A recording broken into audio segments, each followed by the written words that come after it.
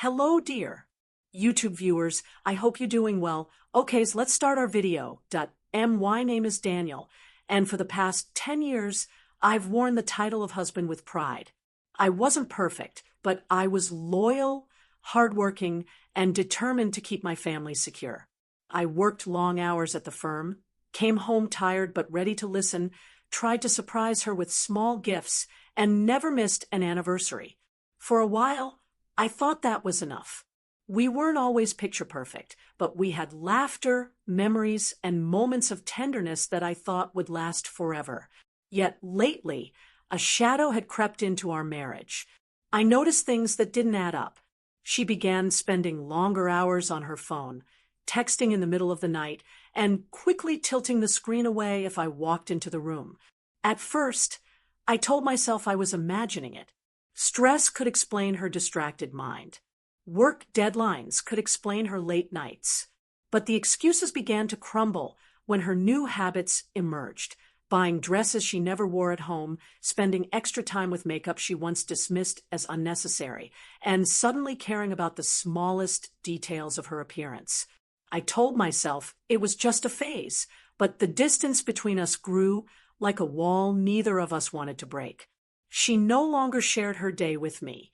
The woman who once vented about annoying colleagues or laughed about silly accidents now answered my questions with clipped sentences. I'd ask, "How was work?" and she'd shrug, barely glancing up. When I leaned in to kiss her forehead, she stiffened like my touch no longer belonged. At night, the space between us in bed stretched wider, the silence heavier. I tried to bury my suspicions, tried to believe I was reading too much into ordinary things. But suspicion is a poison. It sat in my chest, eating away at me every time she smiled at her phone. I wanted to be wrong. God, I prayed I was wrong. But the truth has a way of clawing to the surface. One evening, when she left her phone on the kitchen counter to take a shower, I made a mistake. Or maybe it was fate guiding me. My hands trembled as I unlocked it, convincing myself I was only checking a harmless message. What I found was a message thread that burned itself into my memory. His name wasn't saved, only a number, but the words were enough. Heart emojis, promises to see each other soon. And the one message that shattered my denial, "Can't wait to see you tonight. I miss your smile." For a moment, the world tilted. My ears rang, my throat tightened, and I had to grip the counter just to steady myself. I wanted to scream. I wanted to march upstairs, fling the phone at her, and demand the truth. My heart thundered with rage and betrayal, but another part of me froze, paralyzed by disbelief. This was the woman I trusted, the woman I built my life around. I placed the phone back exactly where it had been, as if handling a loaded gun. Confrontation would have been easy in that moment, but something inside me whispered to wait. If I exploded now, she'd deny it, twist it, maybe even erase the evidence. No, I told myself I needed her to expose herself in the open. I needed undeniable proof, not just for me, but for closure. That night, lying beside her in bed, I stared at the ceiling while she scrolled silently on her phone. My chest ached with the knowledge of what I had seen, and yet I forced my breathing to stay steady, pretending to sleep. Beneath the calm mask, though, something hardened. I didn't know how, and I didn't know when, but I knew the end of our marriage had already begun. The morning after finding those messages, I sat in my car outside the office with a heaviness pressing on my chest. I couldn't focus on work, couldn't shake the image of her phone glowing with his words. Instead of going upstairs, I searched for a lawyer. My hands shook as I typed, but my resolve carried me forward. By afternoon, I was sitting across from a middle-aged man with gray hair and glasses, explaining why my 10-year marriage was ending. My voice broke more than once, but I didn't stop. The lawyer listened quietly, scribbled notes, then slid a thick folder across the desk. The sound of the pen scratching against paper as I signed the divorce documents was surreal. Every signature felt like carving into my own skin. And yet, beneath the humiliation, a strange clarity grew. For the first time in months, I had control. The papers weren't just legal, they were my armor. I tucked them away like a secret weapon, hidden deep in my desk drawer at home. Each time she smiled at her phone or offered me another excuse, I thought of those papers. They became my silent reassurance. When the time came, she would face the truth. Her excuses multiplied. Late office work. She would say, not meeting my eyes. A girl's night. Don't wait up. She'd add casually, rushing to the bedroom to change into something she would never wear for me. At first, I asked questions. Where? With whom? When?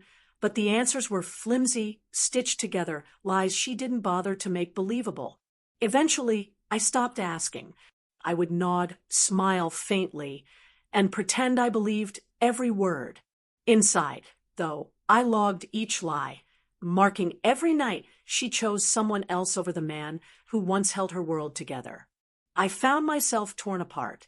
I still loved her, or at least the version of her I once knew. Memories of our laughter, our plans, our shared dreams flickered like ghosts, refusing to leave me.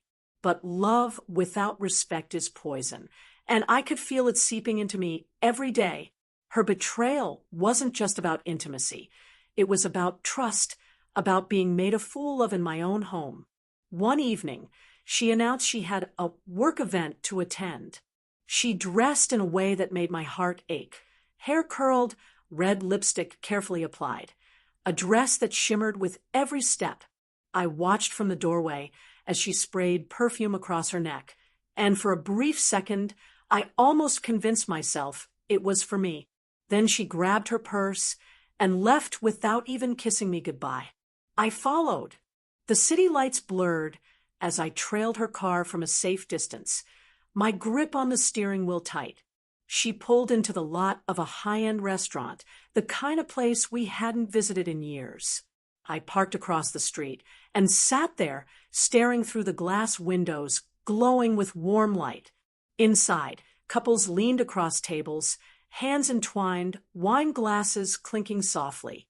And there she was, my wife, sitting across from a man whose face I didn't recognize, but whose presence made my stomach twist. I couldn't hear their words, but I didn't need to. The way she leaned forward, laughing, her hand brushing his across the table, was enough. She looked alive in a way I hadn't seen in months. My chest tightened, my throat burned, and then it struck me it wasn't the laughter that broke me. It was recognizing the smile she no longer gave me. That smile used to be mine, reserved for late-night talks and Sunday mornings in bed. Now it belonged to a stranger. I stumbled back into my car, pressing my forehead against the steering wheel, fighting to breathe. For a moment, I thought about driving away, leaving her there with him, sparing myself the humiliation of a confrontation. Maybe I could file the papers quietly, let her walk away, without ever knowing how deeply she had scarred me. But then I remembered the nights I lay awake alone, the lies she tossed at me like scraps, the years I had given to a woman who was already gone. No, tonight ends differently. With trembling hands, I pulled out my phone and called the lawyer. My voice was steady, colder than I expected. As I said, "I'm doing it tonight." There was silence on the other end, then a calm reply. "The papers are in my car. I'll drive over now." I hung up and sat there in the dark, watching her silhouette inside the restaurant. My heart ached, but my mind was clear. The time for pretending was over. She wanted freedom, and I would hand it to her right in the middle of her perfect romantic dinner. The air inside the restaurant was warm, thick with the mingled scents of grilled meat, butter, and wine. My chest tightened as I pushed the heavy glass doors open. Each step felt like it carried the weight of a decade. 10 years of love promises, and now betrayal. My heart thundered, but my face stayed calm, carved into a mask I had practiced in my car. She saw me first. Her eyes widened, then softened into a smile. For a brief second, she looked relieved, as though my sudden appearance was a coincidence, as though I had stumbled in to surprise her. She raised her hand in a small wave, an invitation for me to join them. Her lover, on the other hand, froze in his seat, his hand still half-stretched toward hers. His eyes darted from me to her and back again, a cornered animal suddenly aware of the trap. The chatter of the restaurant dimmed as I walked across the polished floor. Forks paused midair. Conversations dropped into uneasy silence.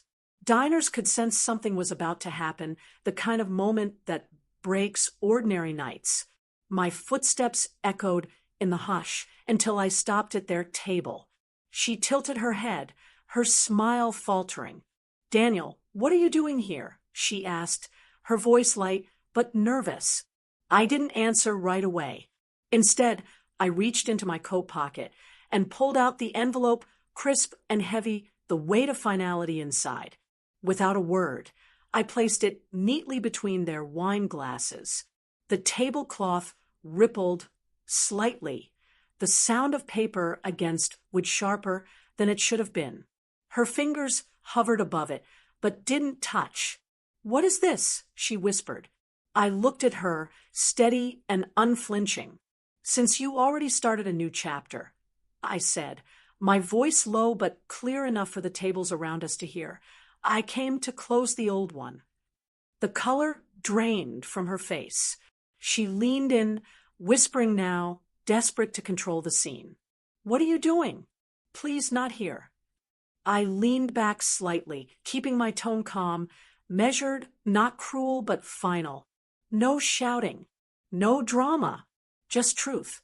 You don't belong to me anymore, and I won't beg you to stay."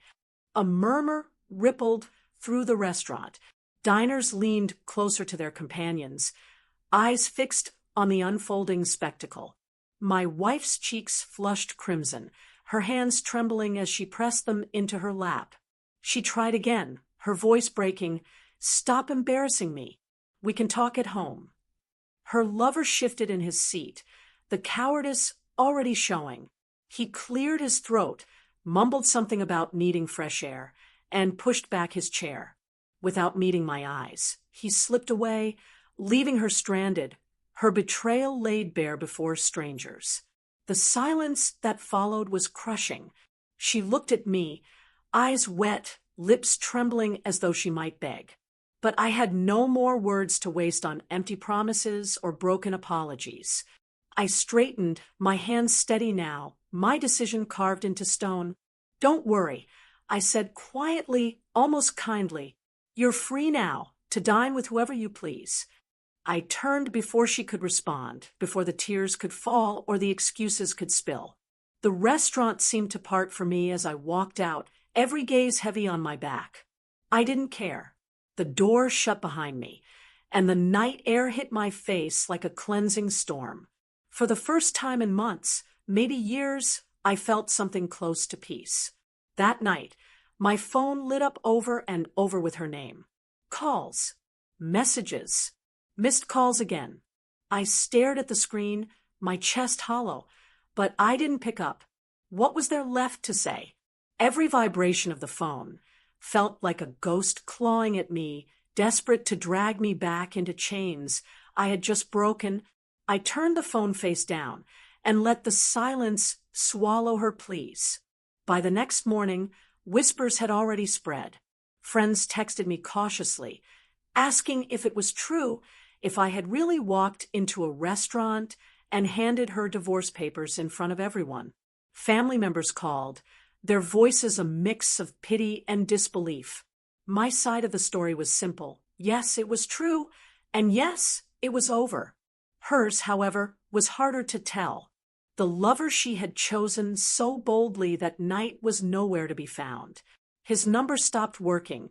His visits ceased. She was abandoned as quickly as she had betrayed. In her world, cracks began to show. Mutual friends pulled away, some silently, others openly condemning her. The easy smiles she used to command at gatherings were replaced with whispers behind her back. Even her family, embarrassed and weary, struggled to defend her choices.